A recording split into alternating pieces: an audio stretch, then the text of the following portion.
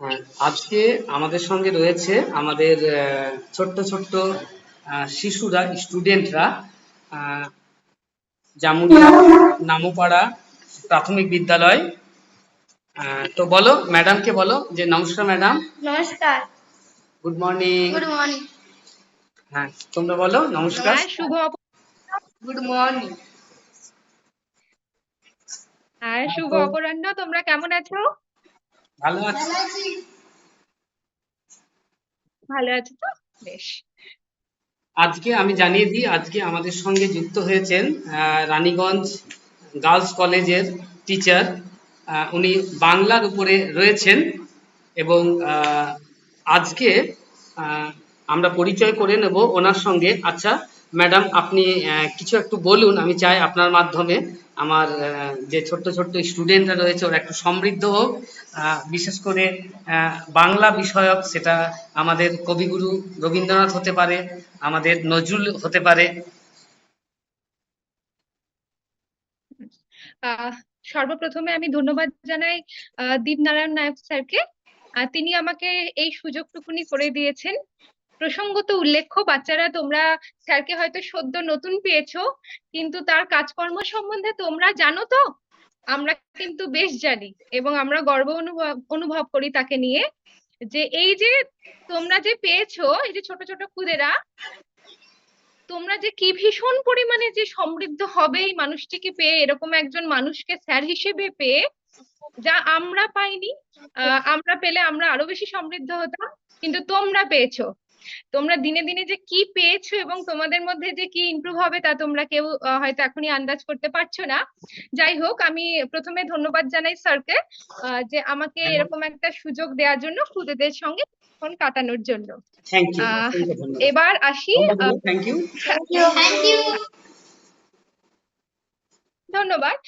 তো আমি তোমাদের বলবো না, তুই বা তুমি করেই বলবো, হয়তো বা তোদেরকেই আমি বলবো যে তোরা নজরুল বা রবীন্দ্রনাথ এই দুটো নাম জানিস তো? জানো তোমরা? শুনেছো? Good, very good. এই যে আমরা বাঙালি বা বাংলা, এই শব্দটা আসলেই যে মানুষ দুটির নাম আমরা জানি, তারা কবি হতে পারে, নাট্যকার, গীতিকার, যাই হন না কেন। সেই দুটি নাম কি? না, রবীন্দ্রনাথ ও নজরুল। এবার আমরা তার গান সম্বন্ধে অবগত, আমরা গান শুনেছি, শুনেছি তো রবীন্দ্রসঙ্গীত শুনেছি তো বাবু আমরা? তোমরা শুনেছো রবীন্দ্রসঙ্গীত? বাহ, এই তো। তোমরা নজরুল ইসলামের কবিতা শুনেছো? বাহ, এই তো। তোমরা তো এই যে আমরা যে শুনেছি, এই যে ও আমি একটা কবিতা বলবো। বলো দেখি। আমি সাগর পাড়ি দেব কাজী নজরুল ইসলাম। আমি সাগর পাড়ি দেব, আমি সওদাগর, সাত সাগরে ভাসবে আমার সুপ্ত মধুর কর। আমার দেশে আমার ঘাটে সওদা নিয়ে যাবো সবার ঘাটে, চলবে আমার বেচা কেনা বিশ্ব জলাটে। বাহ বাহ, হাততালি। ও একটা সুন্দর, খুব সুন্দর। রবীন্দ্র আমাদের তাই তো। কাজী নজরুল ইসলামের আমি সওদাগর কবিতাটা বলার চেষ্টা করলো, যেহেতু আমাদের বিষয়টা প্রাসঙ্গিকভাবেই আহ, নজরুল ইসলাম নিয়ে এসেছিল, তো সেই জন্য ওর মনে পড়েছে। তোমরা সবাই জানো হ্যাঁ, হ্যাঁ, হ্যাঁ। নজরুল ইসলামের জন্ম আমাদের, আমরা যেখানে থাকি একেবারে ওর পাশে চুরুলিয়া গ্রাম, জানো? আচ্ছা, আমি জানিয়ে রাখি। হ্যাঁ বলো, নজরুল ইসলামের কোথায় জন্ম? চুরুলিয়াতে। চুরুলিয়াতে। এবং আমি ম্যাডামকে জানিয়ে রাখবো, বাই দা ওয়ে, এই যে আমাদের শিশুটি রয়েছে, বাচ্চা এবং স্টুডেন্ট, তার মামা বাড়ি চুরুলিয়াতে। তো সেই কারণে নজরুল ও বাবা। সম্বন্ধে এর কিন্তু একটা আলাদা রকমের একটা ভাবনা, আলাদা রকমের একটা ভালোবাসা রয়েছে। সেই জন্য আমাদের শ্রদ্ধেয় কাজী নজরুল ইসলামের নাম শুনে ও আমি সওদাগর কবিতাটা বলার চেষ্টা করেছিল। ওকে, থ্যাংক ইউ ম্যাডাম, আপনি কিছু বলুন। হ্যাঁ, হ্যাঁ। তো এই যে আহ ওদের সঙ্গে গল্প আলাপ করবো, তো তোমরা তো নজরুল ইসলামের এই তো কি চমৎকার বললো। আচ্ছা, তোমরা কখনো লিচু চুরি করতে গেছো? লিচু, আম গেছো কখনো চুরি করতে? না। যা, খুব ভালো ছেলে তো। যাই হোক, তো এই যে এই রবীন্দ্রনাথ এবং নজরুল, এই যে দুটি মানুষ, জানো তো, নজরুল ইসলাম সম্বন্ধে তো এই কবিতা শুনলাম, বলার চেষ্টা করলো, খুব ভালো লাগলো। কিন্তু এই যে রবীন্দ্রনাথ ঠাকুর, যাকে আমরা কবিগুরু বলে জানি, তার ছোটবেলাটা কিন্তু সেই তোমাদের মতো কিন্তু ছিল না, জানো। মানে তিনি থাকতেন ভৃত্যদের শাসনে। এবারে তার ওই গৃহবন্দী জীবন, মানে উনি চাইলেই বাইরে কিন্তু বেরোতে উনি পারতেন না।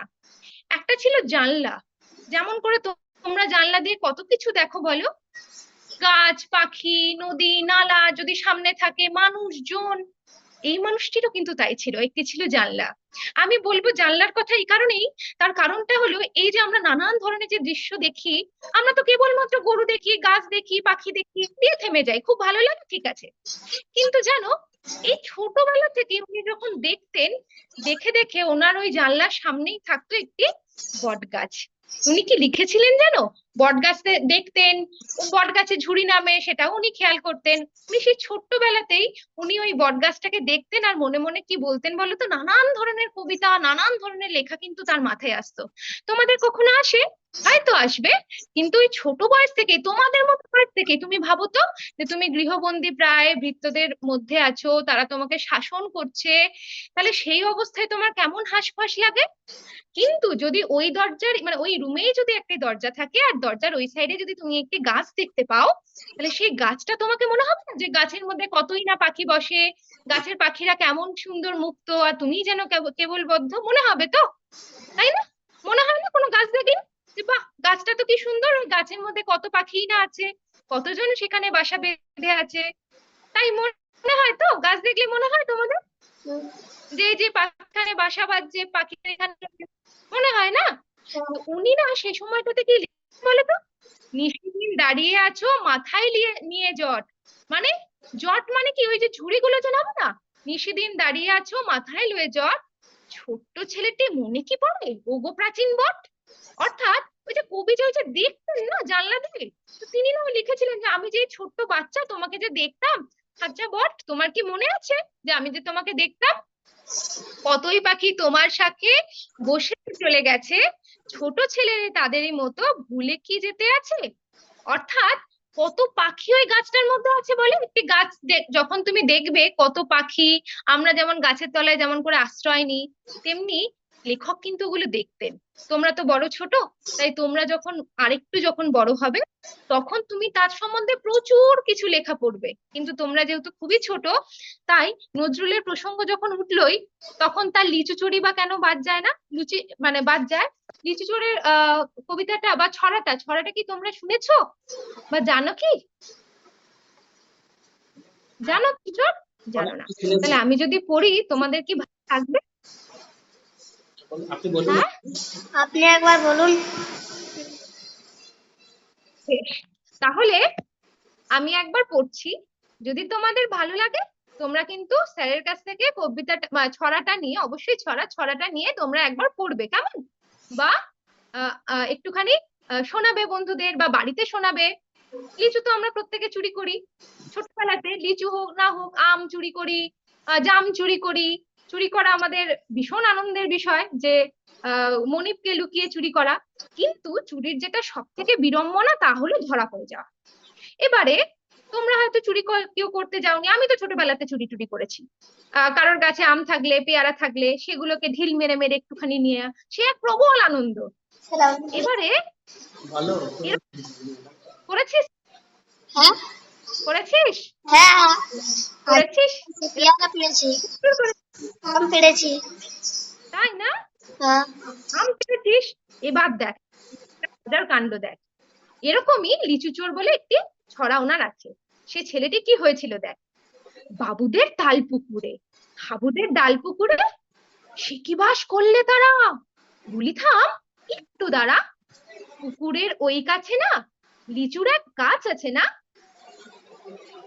হোতা না আসতে গিয়ে ইয়া বড় কাটতে নিয়ে, গাছে গিয়ে যেই চড়েছি, ছোট এক ডাল ভেঙেছি, ও বাবা মরাত করে পড়েছি ছড়ার জোরে। তোরা পড়ে গেছিস গাছ থেকে কখনো? না পারতে গিয়ে, আম পারতে গিয়ে এখানে ছেলেটি কিন্তু পড়ে গেছে। পড়েনি। পড়বি পর মালির ঘাড়ে, পড়িসনি তো, কিন্তু এ পড়ে গেছে। পড়বি পর মালির ঘাড়ে, পড়বি পর কোথায় পড়েছে, মালির ঘাড়ে পড়েছে। বেটা ভাই বড্ড নচ্ছার, দুমাদুম গোটা দুধ চা দিলে খুব কিলো ঘুষি, একদম জোরসে ঠুসি। অর্থাৎ ধরা পড়ে গেছে, কি ঘুষি সব মেরেছে বাচ্চাটাকে। আমিও বাগিয়ে থাপড়, দে হাওয়া চাড়িয়ে কাপড়, লাফিয়ে ডিঙে দেয়াল, দেখি এক হিটরে শেয়াল। আরে ধ্যাৎ, শেয়াল কোথা? ভোলাটা দাঁড়িয়ে হত্যা, দেখে যেই আটকে ওঠা, কুকুরও জুটলো ছোটা। অর্থাৎ বাচ্চাটা দৌড়াচ্ছে, কুকুরটাও তার পিছু পিছু দৌড়েছে। আমি কই কম্ম করার,